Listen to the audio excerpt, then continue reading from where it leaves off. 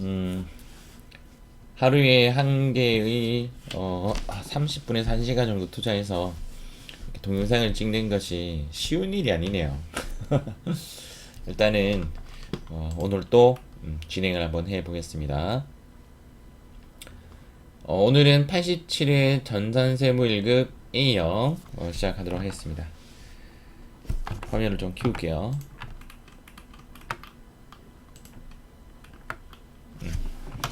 1번 다음 중 발생 기간의 비용으로 인식하지 아니하고 재고자산의 원가에 포함되어야 하는 것은 무엇인가?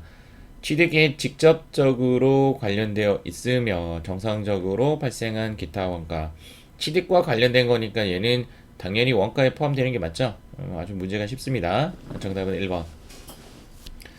추가 생산 단계에 투입하기 전에 보관이 필요한 경우까지는 맞는데 그 외의 보관 비용이라고 했죠. 얘는 판매비와 관리비로 넣는 것이 맞습니다. 3번 재고자산을 현재 장소에 현재 상태로 이르게 하는데 기여한 원가죠. 기여하지 않은 관제 원가는 판매비와 관리비로 들어가고 판매 원가는 판매비죠. 문제가 아주 쉽습니다. 자, 다음 2번 문제 가보도록 하겠습니다. 자, 다음 중 퇴직급여에 대한 설명으로 틀린 것은 확정 기여형 제도를 설정한 경우에는 당해 회계 기간에 대하여 기업이 납부해야 할 부담금을 퇴직연금 운용 자산으로 인식한다. 우리가 학습할 때 이런 학습을 합니다. 급여와 급여는 만나지 않는다. 급여와 급여는 만나지 않는다.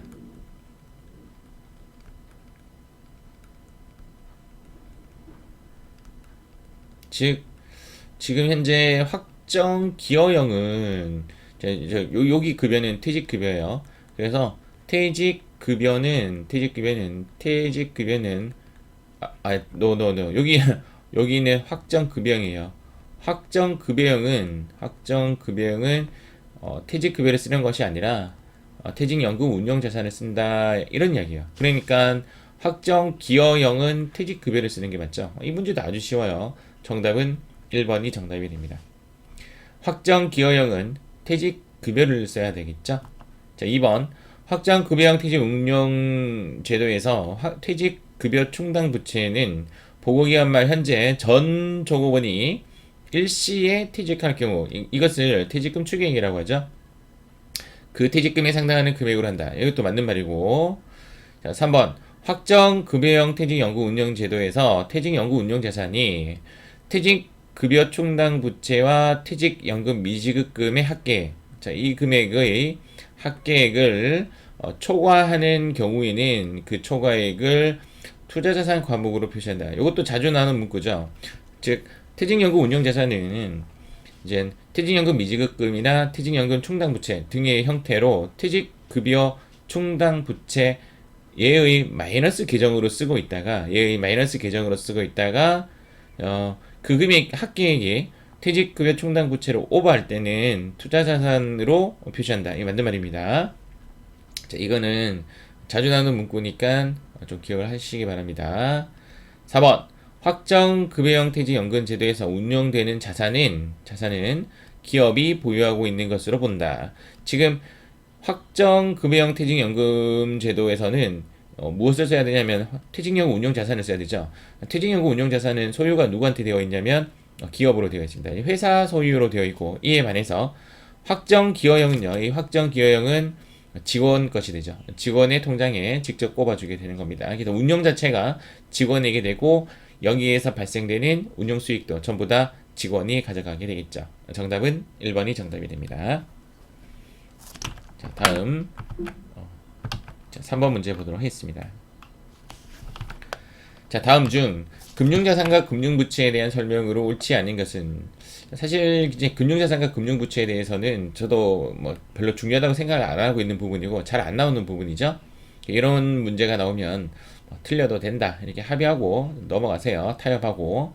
1번 금융자산이나 금융부채는 금융자산의 계약 당사자가 될 때 그때 재무상태표에 인식한다. 맞는 말 같죠? 맞는 말 같고, 금융자산이나 금융부채의 최초 인식할 때는 공정가치로 측정한다.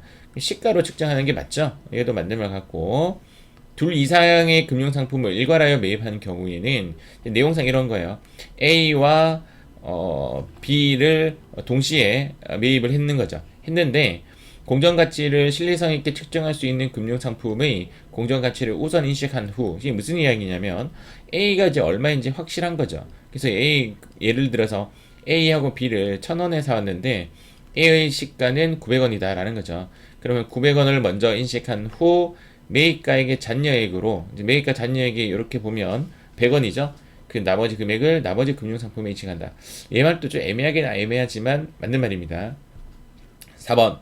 금융상품의 현금 흐름에 대한 추정, 변경 또는 재협상 등으로 현금 흐름이 변경되는 경우에는 금융자산의 순장복 금액이나 금융부채 삼각호 원가를 조정해야지 사실은 유용한 정보가 되겠죠. 그래서 이 말은 오답이 되는 겁니다. 정답은 4번이 정답이 됩니다.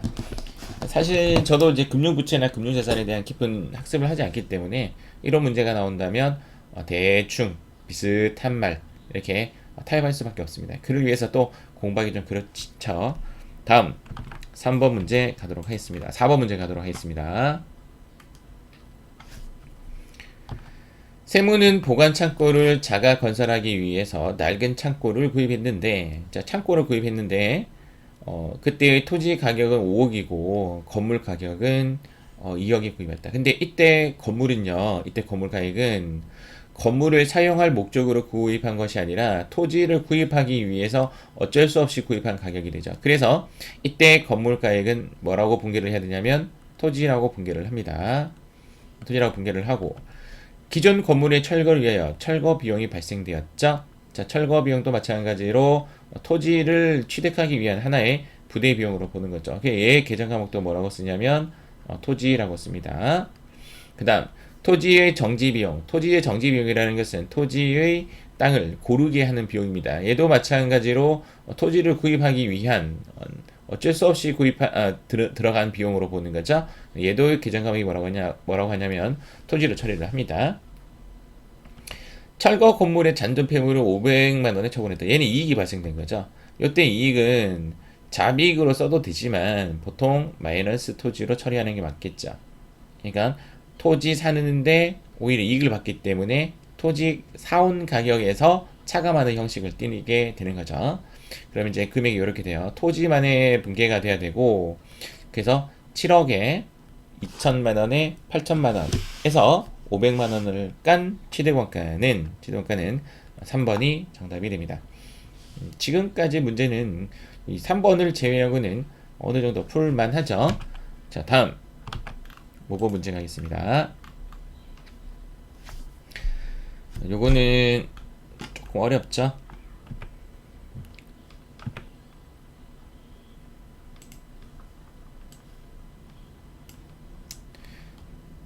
자, 주세무는 2017년 7월 1일 한라의 사옥을 신축하기로 계약하였는데 총 공사 대금은 2억이고 공사가 완료되는 2019년까지 사옥의 신축과 관련된 자료는 다음과 같다. 주세무의 수익인식에 진행 기준을 적용했을 때 2019년도까지 19년에 인식해야 할 공사 수익은 얼마인가?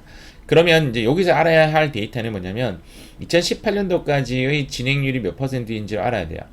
2019년이 되기 전에 2018년까지의 진행률을 알아야 되고 총 공사 대금 2억이니까 2억에서 여기 진행된 공사 진행률만큼의 금액을 빼주면 되겠죠. 공사 대금 청구액 같은 것들은 사실은 돈 받는 의미이기 때문에 얘는 필요 없는 데이터가 됩니다. 일단 지금 진행률은 어떻게 계산이 되냐면 진행률은 총 예상 금액 중에서 총 예상 금액 중에서 실제 들어간 비용입니다. 실제 원가 이렇게 표현할게요. 그 다음 곱하기 100 이렇게 하면 되겠죠. 근데 여기까지 할게요. 100 이렇게 하면 되는데 지금 현재 총 예상 금액이 얼마냐면 2017년에는 4,500만 원이 들었다가 이만큼 더 추정될 거라고 봤는데 실제로는 9천이 더 발생되어서 이만큼 더 추정을 하고 있는 거죠. 그러니까 실제적으로는 여기서 여기까지만 이해를 하시면 돼요. 얘는 필요가 없는 데이터죠. 얘는 예상 원가였으니까. 지금 2018년도의 예상이 중요하죠. 그래서 4,500만 원과 9천만 원과 그다음 예상 금액 4,500만 원까지가 총 예상 금액이죠. 2018년에 측정 금액이니까. 그런데 이제 실제 들어갔던 비용은 4,500에 900이 들어간 거죠. 자, 이렇게 한번 계산 한번 해볼게요. 이렇게 계산. 분모는 4,500 더하기 900 더하기 9,000이죠. 9,000이죠. 다시 4,500 더하기 9,000 더하기 4,500. 분모는 18,000이 되는 형식이고 분자는 4,500 더하기 9,000 하면 13,500이 됩니다. 나누기 18,000. 자, 이렇게 하면 75%가 100을 하면 75%가 진행이 되었습니다. 계산 맞죠? 13,500 나누기 18,000. 그러면 결론적으로는 2018년도까지 인식해야 할 금액은 75%만큼이고 2019년도에 인식할 부분에 대해서는 75%에 넘어간, 즉 25%만 더 인식하면 되겠죠? 총 매가가 얼마였냐면 2억입니다. 자, 2억 곱하기 25%를 하면 정답이 되겠죠.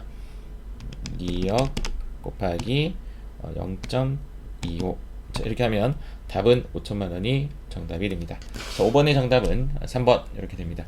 공사 진행률 관련되어서는 제가 거기 요청 자료에 좀 넣어놨어요. 거기 넣어놨으니까 거기에 보면 이 문제 풀이뿐만 아니라 다른 문제 풀이도 들어가 있습니다. 오늘 여기까지 하도록 하겠습니다.